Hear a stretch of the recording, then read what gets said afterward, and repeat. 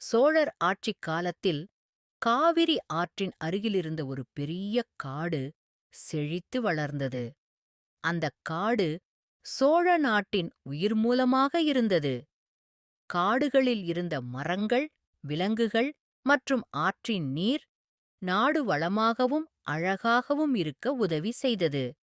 ஆனால் அந்தக் காட்டுக்கு ஒரு காவலர் இருந்தது, ஒரு பெரிய புலி.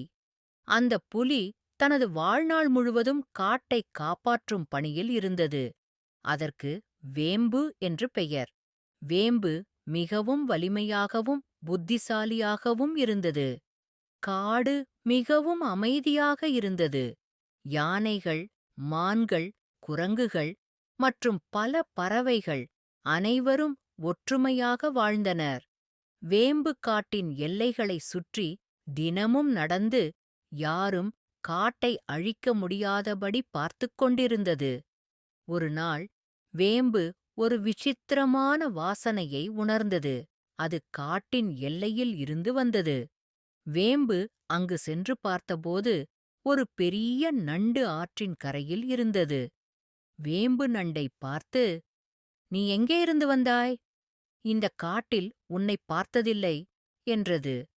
நண்டு மெதுவாகப் பேசியது. "நான் காவிரி ஆற்றின் ஆழத்திலிருந்து வந்தேன்.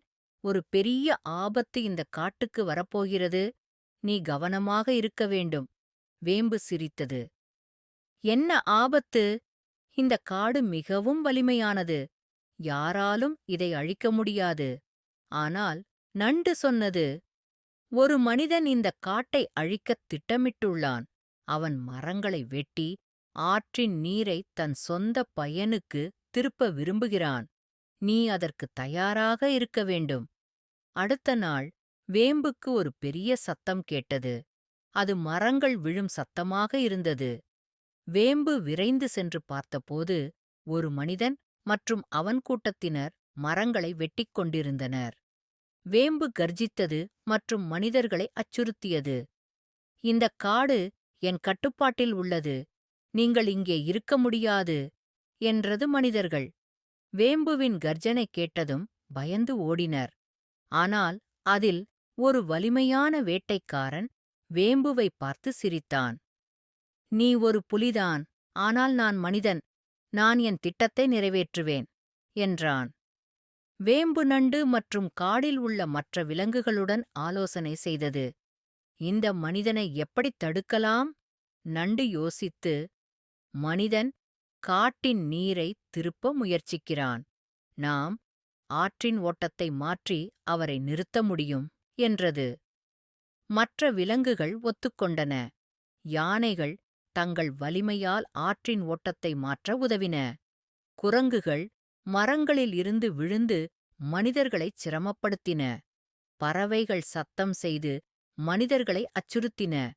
வேட்டைக்காரன் மற்றும் அவன் கூட்டத்தினர் விலங்குகளின் ஒருங்கிணைந்த முயற்சியால் தங்கள் திட்டத்தை நிறைவேற்ற முடியாமல் போனார்கள்.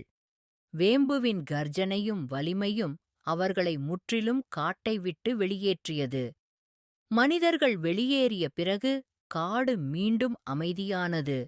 வேம்பு தன் கடமையை முடித்ததற்காக பெருமையாக இருந்தது. நண்டு வேம்புவிடம் வந்து, "நீ மட்டுமில்லாமல் ஒற்றுமையும் இந்தக் காட்டை காப்பாற்றியது" என்றது. வேம்பு சிரித்தது. "ஆமாம், ஒற்றுமையில்லாமல் எந்தப் பிரச்சனையும் தீர்க்க முடியாது." காடு மீண்டும் செழித்து வளர்ந்தது. வேம்பு தொடர்ந்து அதன் காவலராக இருந்தது மற்றும் அனைத்து விலங்குகளும் அதன் நண்பர்களாக இருந்தனர். காவிரி ஆற்றின் நீர் மற்றும் காடு சோழ நாட்டின் செழிப்பை மேலும் உயர்த்தியது.